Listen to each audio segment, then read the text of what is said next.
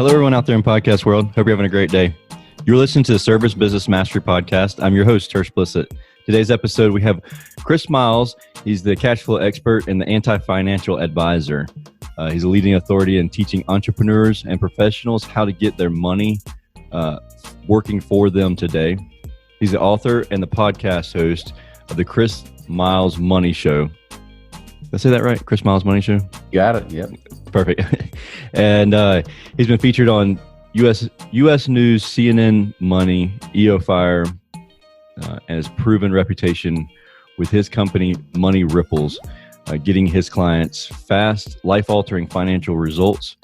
In fact, his personal clients have increased their cash flow by over $200 million in the last 10 years. Today's episode, we're going to talk about, we're going to answer the question or ask the question, do you have a job? Like, do you own a business or do you own a fancy job? Is it just, have you just changed the title of your job? With that being said, welcome to the show, Chris. Hey, thanks for having me on, Tersh. Absolutely.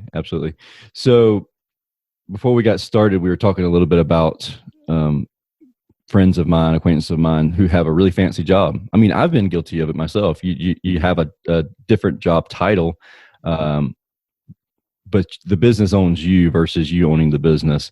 And so can you give us a little bit of background of you and how you got into what you're doing now? Yeah, you bet. No, you're absolutely right. Like a lot of people do, like over the years, I've seen that guys, especially if they're in the contractor business or the service-based businesses and things like that, like, man, they have an awesome skill. They can make good money, but they're just trapped, right? Mm-hmm. And I wasn't too much different in some ways. I mean, I started 18 years ago doing more white collar stuff, right? Like doing more with like being a financial advisor. Mm-hmm. And the only reason I did that is actually because I actually wanted to become a business consultant in college, right? So I dropped out of college to get real life experience. I was like, I got to have real business experience instead of just telling people from book, and crap that way, right? So, so I started doing that, and I dropped out of college, and I actually ended up liking being an entrepreneur better. So I stayed out. I had one class to go to get my bachelor's. I stayed out of college, dropped out, and I was working as a financial advisor, like the mainstream traditional person you've heard about, you've probably even seen. Yep. The person always wears a stupid suit. They're basically salesmen in suits, right? Like they're just trying to push products. They're product peddlers. They're just like, hey, buy our dumb mutual funds, and maybe you might make something and all that kind of stuff, right? And I kind of had an awakening about 3 years in. Like I quit after 4 years of doing that because I realized it didn't really work. But 3 years in, I had my brother-in-law. He actually grew up in a family that was in the car business. Like they had car dealerships and whatnot. Oh, sweet. And I had to wait till I had enough confidence to talk to him because his dad, for example, was like, a dropout of high school. He actually was homeless at the age of 16, right? So he basically was out on the streets.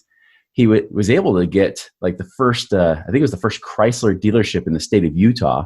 He was able to get that dealership when he was age 19. Like he actually like went out to Atlanta, pitched them and said, hey, I need a dealership out here. And so they gave it to him. And by 21, this guy became a millionaire, right? Holy cow. So he's like high school dropout, homeless to millionaire by 21. And this is like in the 1950s or 60s. Being a millionaire was a lot bigger then than it is now, right? Yeah. And so I thought, man, if I can get in with my brother-in-law who was his son, hey, I'm set as a financial advisor because this whole family is loaded, right? So I put on my best suit. I spend all these hours on this presentation to present to him. And I go in to talk to him and I was like, hey, like, so this is what it is. Like, here's what you can do and all this stuff, right? And so when I'm done with the presentation, he says, all right, Chris, let me ask you a question. If I give you 10 grand to play with, you're saying you might make me 12%, right? I'm like, hey, there's no guarantees because can't promise that, but something that could happen. It's like, okay, well, that's $1,200 from 10 grand.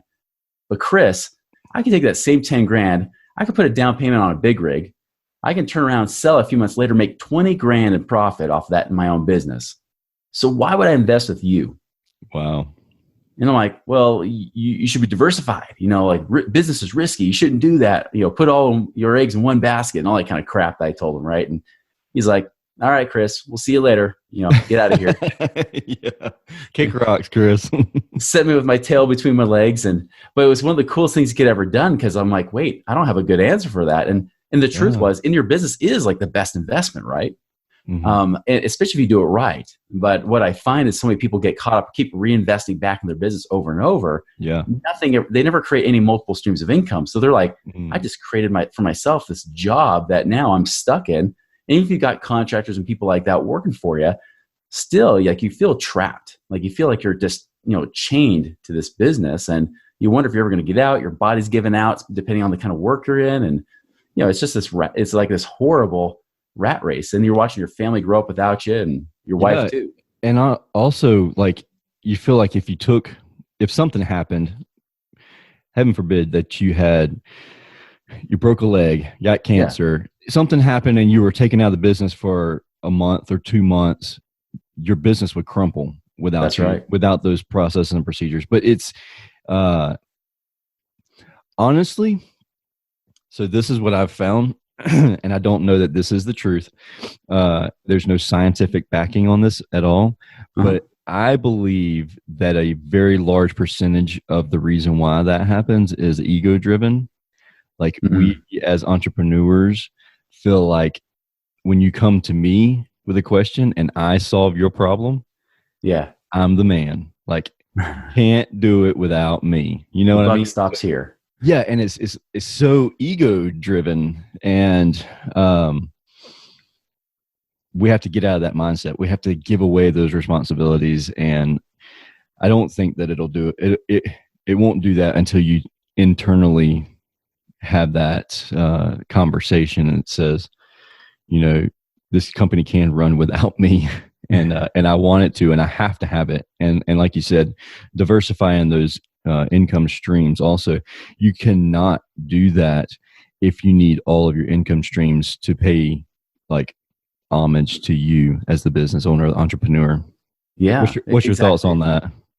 Yeah. I mean, the whole name of your show is Service Business Mastery, right? Like, service. I mean, you kind of already know that, the principle of dollars follow value, right? Like, the more value you provide and create for people, solve problems, serve people, and things like that, you're able to create more money. Yeah. And especially if you're service minded, like, and I was the same way, right? Like, I was the kind of guy that, even as the traditional mainstream financial advisor, I was like, I'm going to do it all. Like, I'm going to be the mortgage broker. I'm going to be the investment guy. I'm going to be the insurance guy. I'm going to be the debt guy. Like, I was doing all of them, wearing all the hats,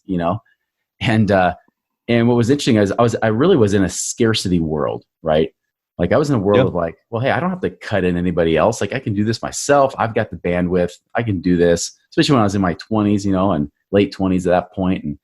And the shift for me happened after I quit being a financial advisor. And it was in 2006. I actually vowed never to go back to financial advising again when I met guys that were like real estate investors and business owners that were multimillionaires in their 20s and 30s. I'm like, man, like, the stuff they're talking about, like, that's complete opposite what I'm teaching. Yeah. So I'm like, I can't be in integrity and teach this anymore. That's and when I started to realize, you timed that really well. I feel like getting out of the financial advisor and at that time, because there's a lot of people that were headhunting financial advisors in 2008, 2009. Exactly. It was and being a mortgage broker wasn't great either. Timing wise, like, it's like, oh crap. And I only did that because I thought it was the one place I could be honest. And it was funny because, like, as I started to meet these guys, they started to open my eyes to looking at a world of abundance. Like, there's more than enough opportunity. There's never a scarcity of opportunities or customers or people or anything of that nature, right? And so what shifted for me was, I remember one of them even said, and this actually was what got me to retire, like, be able to not have to work anymore by the time I was 28, just that later that year. And by the way, I wasn't loaded with a lot of money. Like, I didn't have a ton of savings to do a lot of it. Other investing. This is purely like residual income through business. He actually asked me, he's like, okay, you're a mortgage broker. Do you like doing the mortgages? And I said, I like teaching and helping them design that plan, but I hate doing paperwork. Like, I'm not the kind of guy to sit at a desk and do paperwork, And he's like, well, why don't you refer out to somebody who does like doing that? Yeah. And in a scarcity world, I'm like, no, like, I'm not going to share anything. Like, this is all 100% mine. He's like, no, split it. Like, you'll love your life more. And so I was like, do you think people are actually out there that like doing paperwork? He's like, I guarantee there is. And so I remember I went to a mortgage broker and I said, hey, I want to hang my license with you guys, but, do you have somebody who likes doing paperwork? It's good on the back end. They said, yeah, meet this guy Clark over here. So I started sending people to him, and he started servicing them really well. And so I would maybe spend a half an hour to an hour with the client, and they say, "No, get a check for like $1,000 or $1,500." I'm like, "Well, that was easy, like." Yeah, I like this. Yeah. Yeah, I was like, this is way better per hour pay than I felt like I was getting before, where I was like, I might have made maybe a couple grand on a mortgage, but I spent hours and hours and hours doing it, Mm-hmm. I was like, that was like the easy button from Staples. Like, that was easy, like, Yeah. So I kept, I started finding other opportunities where I could do that. I was like, well, who else could I refer to and connect, right? And serve the client, but also serve the business owner too. And I started, and this is back before affiliate marketing and stuff. Like, this is just purely organic. I wasn't even advertising. Like, I was purely. So you're like the founder of affiliate marketing. It kind of was, And it eventually became like the founder of the 4-Hour Work Week, Tim Ferriss. What's up? Yeah, totally. I mean, I got it right there. Yeah, exactly. Yeah, because eventually, like, it was, I was working 3 or 4 hours a week, making $4 or $5 grand a month. And at that time, that's all I needed to take care of my family. Mm-hmm. And I was like, whoa. How is this possible? And it was all through business streams, right? It wasn't even through investment stuff. I added that later, and it blew my mind how easy it was. Because I've been connected to like wholesale jewelers. Like, it wasn't just financial people, right? Oh, wow. Like, there's a wholesale jeweler that says, "Hey, we'll pay you a 5% referral fee for anybody who buys jewelry." And I'm like, these guys are awesome. I bought my wedding ring, engagement rings here and stuff. So when people said, "Yeah, I'm looking to get something for my fiance or wife," I'm like, "Hey, do not go to the stores. Do not go to the malls. This guy will hook you up.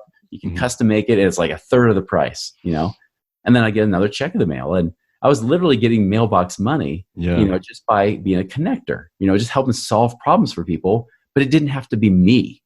Yeah. And people love the connector. They go back to you. Like, people migrate to you because you're the connector for them also. Yeah. I had one friend that started calling me Mr. Hookups. He's just like, if I need anything, I just go to you, ask if you know somebody that does blank, and and it wasn't intentional. It just became that way because I just remember what a lot of people did. And so really quick, with that being said, how does that philosophy and mindset work now with organizations such as like BNI? Because are you familiar with BNI? With BNI, like the groups? Yeah, the BNI networking, where it's basically what you're saying, but they're profiteering on your thought process. And right. I have a love-hate relationship with BNI. I do too. There's like 40 chapters in Savannah, or it seems that way. And the problem is that means there's 40 HVAC contractors, there's 40 plumbers. And I'm like, I literally am on the first page of Google. Why am I going to pay thousands of dollars to go to these networking events when it's more competitive than being first page of Google? And people can just Google me and find my information versus competing against the other 40 HVAC contractors that are in this company or this networking event. So what are your thoughts? I mean, is that still something that you're really active in doing? That I personally don't do like a lot of networking groups, especially local stuff, because same reason as you. Like, I'm more online right now, so like I realized that after I went through a divorce, like about 4, almost 5 years ago, like when I started to pare down everything to that, the Pareto's principle, that 80-20 principle, that 20% of your customers are giving you 80% of your business. I was like, what's the Pareto's of the Pareto's, right? Like, how can I Pareto the crap out of the Pareto's principle, where I could not only go for the top 20, but the top 20 of the 20, which is the top 4%, it gives me 96% of my business. Yes. And I'll tell you, networking groups were not it for me personally. I know some people they are. Yeah. For me personally, it wasn't. And here's the thing, like BNI has a good concept, but the problem I see with that specific group is that they say, hey, you can only have one person in that field, right? And so you get a lot of this disingenuous type of stuff happening, because we all know, like, there's people going to be there, like, okay, like in my field, there'll be some like sort of Northwestern Mutual guy, right? Yep. And if people invite me to BNI groups, I'm like, let me guess, you got some Northwestern or Mass Mutual insurance agent that dresses up in the suit every time. And it's probably some young kid in his 30s. Yep. And that's exactly what it is. It always is, right? And I'm like, listen, like, I'm going to be ripping the heck out of these guys anyways. And secondly, like, I actually like competition. Like, I think it's good to be able to have people choose and compare. And so I'm not, and the problem is, if you only have one person in that group, what happens if the person says, that Northwestern guy is fine, but I have somebody I trust better that's outside of this group. Yep. So what you're going to do, you're going to refer to those people anyways. You're like, I know I should refer to them, but I just don't trust them or whatever, right? So I think that's where the concept became flawed, is that, those groups could be good, but the truth is that you're probably not going to all refer to each other. You're all kind of like being friendly to each other's faces, but you're referring outside the network. Admit it. And that's the reason why, like with the other chapters and having the other HVAC contractors, like one in each chapter. And then one HVAC company can take up 4 different chapters. So they like have monopolized this part of BNI here. Like every single one of these chapters, they took the HVAC lane. And then it's like you said, this, and I've had this conversation before. They've said, this is my HVAC contractor in my chapter, but I don't trust him as far as I can throw him. And so like I refer all my stuff to you. And it's like, I get it totally. And it's like, exactly like you said, you feel trapped when you're in that type of scenario, or either you feel trapped because you want to keep the numbers up in your group, or you just like, screw it, I'm not actually going to do everything that they said. It should be totally natural. That's the thing. Everything you should do should be authentic. I agree with that 100%. Really quick before we go any further, you've mentioned this a couple of times, and I don't know if anybody's picked up on it that's listening to this, but it's something that my business coach talks a lot about, and so I want you to dive into it just a little bit, not super deep, but the scarcity mindset versus the abundance mindset. Yeah. Can you talk a little bit about that and what the difference of the two of them are, and kind of dive into just a little bit? Absolutely. Yeah. Scarcity is essentially rooted in fear, right? It's the belief that there's never enough. There's never enough opportunity. There's never enough customers. There's never you got to get in at the ground floor of an opportunity. If you don't get in at the right time, you've missed it. You missed the boat and all that kind of stuff, right? Like it's always rooted in basically, essentially in fear and lack. Sorry. Where abundance is the exact opposite. It's rooted more in faith, right? Like you just have that confidence knowing that there is enough and to spare out there. Like there's more than enough business, more than you can ever serve.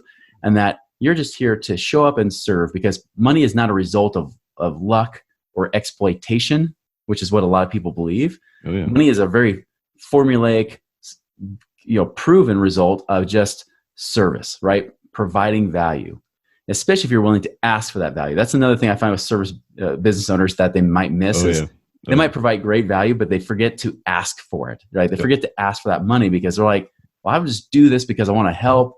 And in that scarcity world, this is what I did. Like in the scarcity world, I used to think, well, if I prosper, if I make more money, I'm taking away from somebody else, right?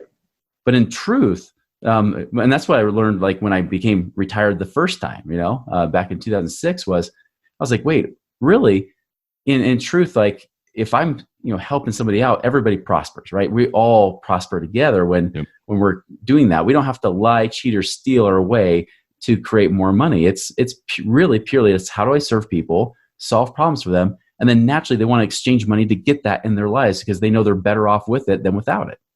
And when I switched that mindset to how do I create the win-win, then making money actually became easy in my business. Like it was almost like I couldn't stop it, which was so much different than how I started in business when I thought, okay, how do I cause myself to lose and suffer so that somebody else can win? Is that zero-sum game? There has to be a winner and a loser. The truth is we can all be winners. In fact, that's the only way it works, because if I lose, people lose too. Yeah, I agree 100%. And it is so funny when you do move from that scarcity mindset to the abundance mindset, it's really, I don't know, it is very much, sometimes I feel like it happens without you realizing it. And then other times, like you have to be intentional with changing that mindset. But whenever it happens, when that shift happens, it's a huge, just like aha moment. It's just like all of a sudden you don't fear asking for the close. You don't fear for the sale to happen. It's very much like, look, these are the numbers. This is how it happens. Almost like a take it or leave it type thing. But at the same time, it's like, I'm providing the best service possible. I would love to have you as a client, but I don't have to have you as a client, because there's not, like, if I don't get you as a client, it's not the end of the world.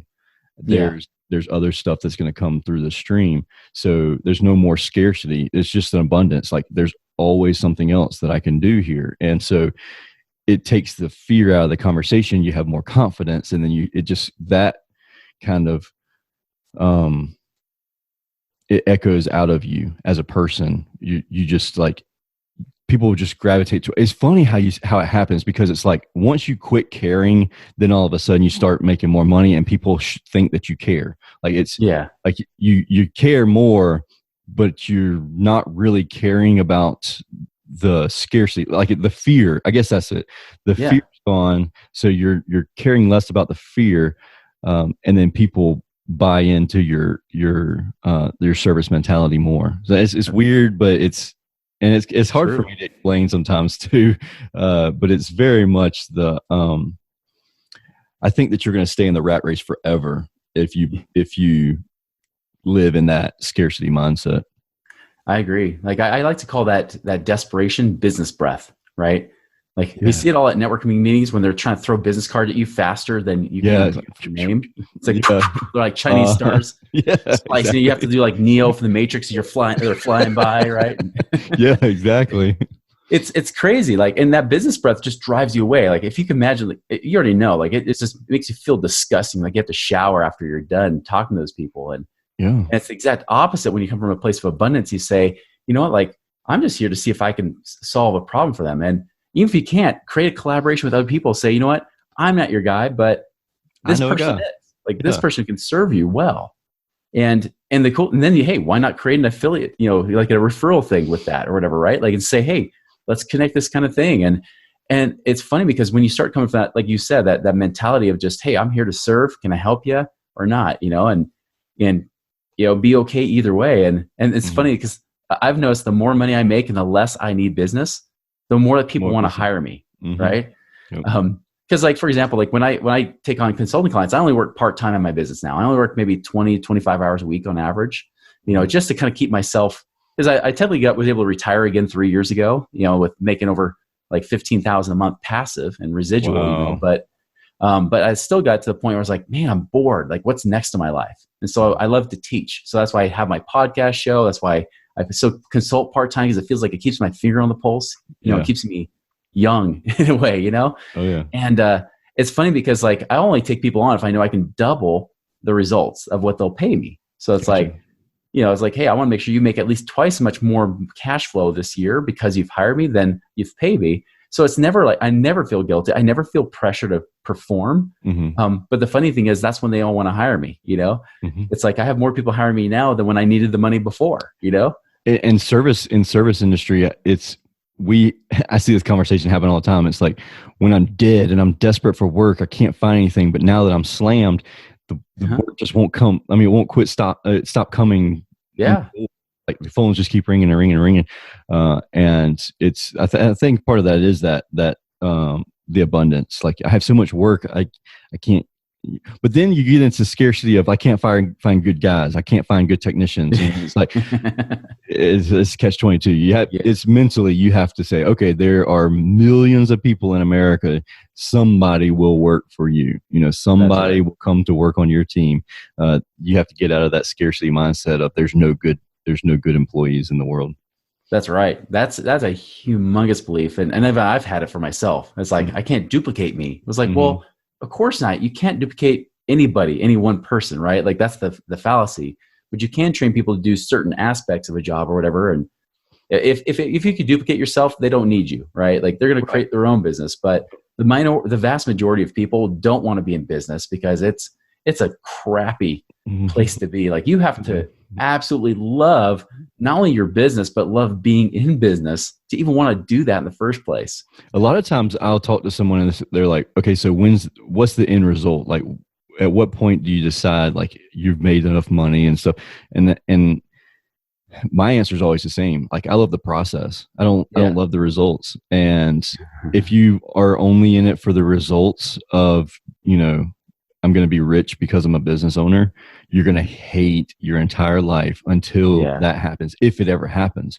And it's one of those things where you have to love the process. You have to love climbing that mountain because once you get to the peak, for me anyways, it gets boring. Like I've been to the peak before, and I'm there, and I'm like, all right, I got to do something different. I got to move on to a different business because this is very, very boring now. You take it in for a second, and it's like, all right, what's next? And it's just getting that process of going up the hill again. It's not always fun, but the process, I mean, if you don't enjoy the process, you're going to hate being an entrepreneur. It's true. Yeah. You really have to, it's gotta be something that goes beyond the money for you, you know, if you're just doing something for money, what makes that any different than just getting a job where you're going for a paycheck every day, right? Like you gotta do something that fires you up. And if you do that, like it's already going to be a much better life anyways, but so few people ever even go that far. Most people are just like, how do I survive? How do I make a living, you know, rather than make a life, you know? And that's kind of where I loved for people to go, is like, how do we actually create a life that you love? You know, that's the key. Cool, Chris. Well, I appreciate everything. If people want to get in touch with you, learn more about you and your podcast, where is it the best place to go for that? Yeah, I mean, for my podcast, you can go to like iTunes or any other podcast app. Just look up The Chris Miles Money Show. I don't know why you have to put in the, but apparently you do for the searches, at least in iTunes, right? And then, of course, you can go to my website, moneyripplescom. That's moneyripplescom, not money nipples, like one podcast host tried to say. He's like, I love your name. Like, that is not my business. Do not go there. Like, it's Money Ripples, right? So yeah, moneyripplescom for my website. Cool, man. I appreciate it. Is there any last minute thoughts that you want to give before we get off the show? Yeah, I would say in addition to that abundance mindset, like profit, like going for profit, put away that profit, create multiple streams of income, like passive streams in other places outside of your business. So you're not caught in the rat race within your business. If you keep reinvesting every dollar in your business, you're not profitable. You're just spending money, right? If you can get money outside of the business, start creating other streams, so it frees you up and creates that plan in case of the next recession or wherever it is. Yeah. And that's where freedom is, because cash flow is what creates freedom. And I'll tell you, more people than they realize have hope than they ever thought possible. Because that's the thing I love, is when I have people are like, okay, here's what I've got. What can I do? And I just had a guy, that works as a business owner last week. And he's like, I'm getting a few $100,000 from inheritance. Can I make some money with this? And when we got all said and done, we actually have almost replaced his entire income with that money. Holy cow. And within about 3 or 4 years, he can actually quit his business altogether if he wanted to. So that's the kind of stuff that's fun. So there's cool. hope. That's cool. Cool, man. I appreciate you coming on the show. You bet. And for anybody listening, like you said, he gave information. I'll put all this in the show notes also. But if you found value in this episode, please share it with your friends. Like, review, subscribe if you're watching this. And if you have any questions, reach out to either one of us. As always, my email address is tersh@icebound.us. And I look forward to hearing from you, your feedback on the show. With that being said, I hope you have a great day. And thank you again for listening to the Service Business Mastery Podcast. The podcast focused on service business owners, managers, and technicians who are considering becoming business owners themselves. Have a great week. What's up? So one of the questions that I most often get from audience members like yourself is more information about how to learn more about running a business, just in general, the education side of things when it comes to the business world, the service business world. And I'm super excited to be able to share with you the opportunity to go to this awesome event in Las Vegas. If you are ready to take your contracting business to the next level, you got to attend this event. It's called EGIA Contractors University. It's their annual event. It's called Epic 2021. And it's one of the most highly anticipated educational events of the year for home service industry. Epic 2021 will take place over October 28th through 29th at Paris, Las Vegas. If you've never been, which I'm one of them, I'm super excited to go there. And I hear that it's amazing. Just this venue alone is really awesome. So the event is actually going to feature celebrity keynote speakers such as Damon John of Shark Tank, John Taffer of Bar Rescue. I'm sure you've seen the show, at least the previews of it, so you know who these guys are. And then also Captain Sully Sullenberger. He's the airline pilot from The Miracle on the Hudson, which was a really cool movie. If you haven't seen that, check it out. There'll be breakout sessions that are delivered by legendary industry experts, access to best-in-class product and service providers, dynamic networking opportunities, and an unforgettable evening party. You can even come and hang out with us on Media Row as we record Service Business Mastery Live. So if you ever wanted to be on the show, ever want to watch, just come hang out and chill with us on Media Row. You can also get $50 off registration if you use the code Tersh50 at epic2021event.com. Coupon code is Tersh50, and that's spelled TERSH, at epic2021event.com. You definitely do not want to miss this event. I look forward to seeing you there.